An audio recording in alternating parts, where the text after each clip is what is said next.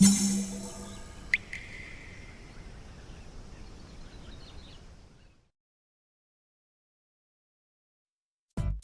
うも、底辺アクアリスト黄昏です。皆さん、以前動画でお見せしていた60センチ気孔石レイアウト水槽のことは覚えていますでしょうか？忘れてしまった方は概要欄の再生リストから見返してやってください。正直自分もどこまで動画でお伝えしたか、自分の動画を見返さないとわからないくらいには時間が経過しています。確認してみたら、最後の投稿が去年の7月16日ということで、もう少しで1年が経とうとしていたようです。前回お見せしたブセファランドラオンリー水槽もそうですが、そろそろこういう経過報告が滞っている水槽も紹介していかないといけないということで、今回は1年経つ前にこの60センチ気孔石レイアウト水槽の状況をお伝えしていきたいと思います。なかなかえぐいことになってるので、ぜひ最後まで見てやってください。それではいつものさらっとおさらいから。気孔石を三角のように積み上げて作った三角構図のレイアウト水槽で、同じタイミングで立ち上げた正化石三角レイアウト水槽と同様、即興で組んだ割には気に入っている水槽の一つでした。最初は前傾層がウォーターローン、中傾層がルドビジアスーパーレッド、後傾層がロタラマクランドラグリーン、パールグラスという構成でした。石をふんだんに使ったレイアウトは水草が育ちにくいことが多いんですが、この水槽はそんなことはなく、自分でもなんでこんなに綺麗に茂ってたのかわからないくらい水草が順調に育っています。しかしそこに忌々しいスネールが大繁殖した結果、薬剤の影響で一度パールグラスが溶けてしまいました。そこから奇跡の復活を遂げるんですが、一度の薬剤投与ではスネールを根絶することができず、再度薬剤を投与した際にパールグラスがドロドロに溶けて水質を悪化させることを考えると、立て直しに時間もかかるため、投与前に引っこ抜くことを決意。ついでに右側に植栽していたロタラマクランダラグリーンも撤去して、後傾層が伸びすぎて山岳のディティールが潰れてしまうという問題点も改善しようとしました。最終的に2回目の薬剤投与でスネールを根絶することに成功したんですが、その頃には立ち上げから8ヶ月経過しており、レイアウトとしての見頃が過ぎてしまった感じです。そんな感じで長期間経過していたにもかかわらず、後ろに植栽していたヘアグラスもいい感じに茂ってくれて、水槽の立ち上げ経過日数を感知させないたくましさを発揮しています。しかしそんな状態も長く続くはずはなく、3ヶ月経過後には徐々に前傾層であるウォーターローンが剥がれ始め、しまいには卵巣が跋扈する悲しい状況になってしまいました。最終的には完全に右側のウォーターローンが剥がれてしまい、ラピュタ状態になったところで前回の動画は終わっています。というわけでおさらいが終わったところで改めて状況を見てみましょう。見事にベラリと剥がれたウォーターローン。魚たちは逆にこの隙間が心地いいのか、結構ここで休んでいることも多いです。正直自分は前傾層の維持がすごく苦手で、どうしてもこんな風に崩壊しちゃうんですよね。まあ立ち上げから1年経過してようやく崩壊するというのは、自分としては長持ちさせられた方ではあるんですが、だいたい厚みが増して下葉が枯れます。下葉が枯れるイコール根を張っている部分がなくなるということで、毎回足元がやられてスッカスカになる感じです。皆さんの水形を見ていると、ずっと前傾層が薄い状態で維持されててとても綺麗だなと思っているんですが、そうやって維持できる秘訣とかあるんですかね。自分の場合はトリミングをサボりすぎて時期を逸してしまうというのが一番の問題点ではあるんですが、それ以外に何か維持で意識していることなどあれば教えていただきたいです。またもう一つの問題である卵巣に関してですが、こんな感じで結構広範囲に蔓延しており、正直手での人力除去には限界を感じています。このシアノバクテリアである卵巣が地球に発生したことによって大気中の酸素濃度が高まったことで生物が陸上に進出することができ、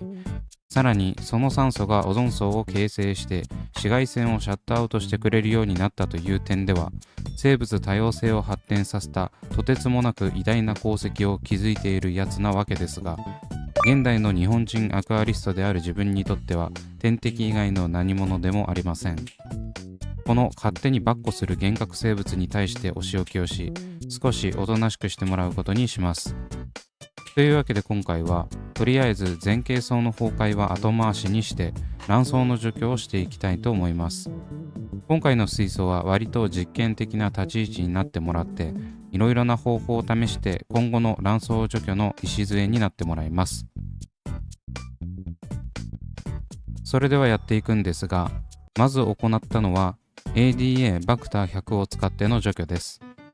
ADA バクター100というのは、名前の通り100種類以上のバクテリアを休眠状態で保管している低床添加剤です。基本的には水槽立ち上げの際に低床を敷く前段階からそこに振りかけることで、低床内に理想的な微生物層ができるという代物です。個人的には3つある低床添加剤の中では一番効果があるのではないかと思っている製品で、これだけでもとりあえず立ち上げの時は使っていこうかなと思っています。そんなバクター100なんですが、実は卵巣にも効果があるということで、ADA の公式サイトや説明書にもしっかりと記載がされています。ただ、卵巣除去という名目ではなく、増殖を抑えるという風に書いているので、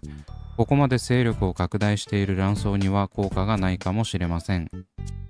この卵巣に対する効果はもともと知っていたんですが、一度も試したことがなかったので、今回やってみることにします。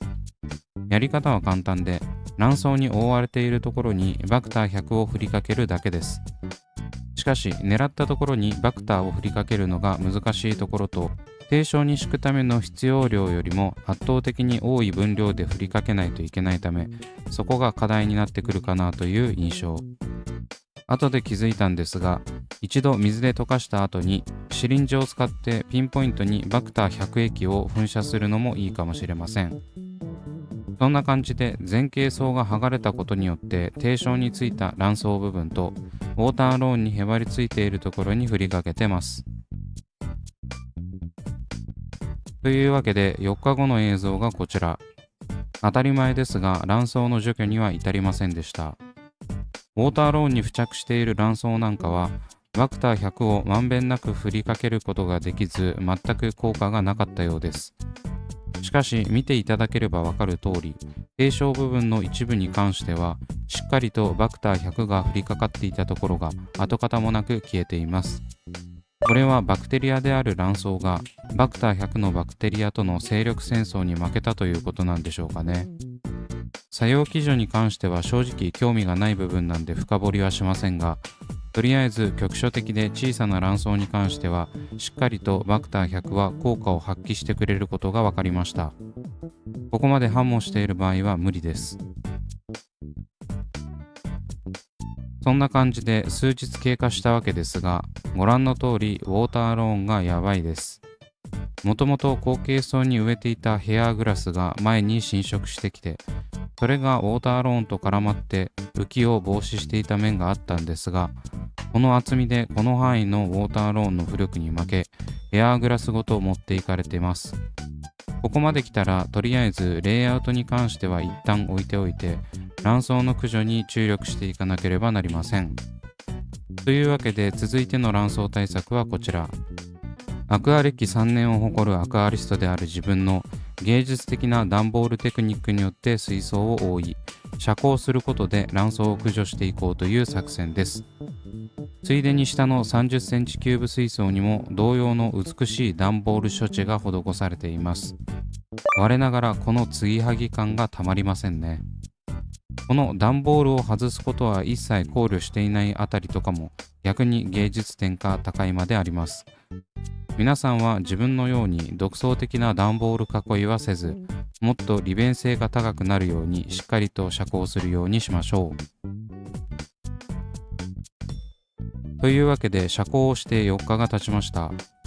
あまりにも時間が経過してしまうと水草たちも一緒に道連れになってしまうため、とりあえずここで打ち切りです。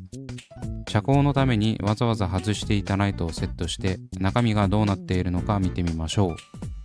う。それではライトオン。これはすごいです。先ほどのバクター100では取れていなかった卵巣がだいぶ勢力を弱めています。なんか端っこのところとかはまだ残っているんですが、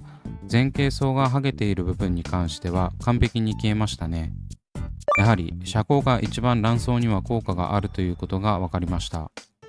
ただ見てもらったら分かる通り、ウォーターローンの色味が若干薄くなってて、数日の遮光で水草たちの調子も少し落ちてしまったようです。本当は1週間くらいやりたかったんですが、遮光を続けると顕著に調子を崩す水草があったので4日で終了したんですよね。陰性水草メインの水槽とかであればしばらく大丈夫だと思うんで、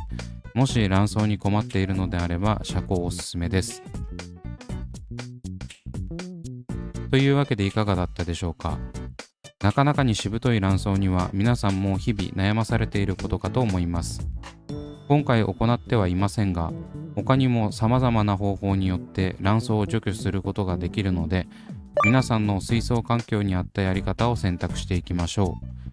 う。基本的に遮光に関しては生態へのダメージはほとんどないので、水草を植栽していない生態メイン水槽とかであれば、下手に薬剤などは使わず、遮光で様子を見てから考える方がいいかもしれませんね。そんな感じで2つの課題点であるうちの1つに対してアプローチを行っていったこの水槽。大きな問題であるもう1つの課題は改善されるのでしょうか。というわけで今回はここまで。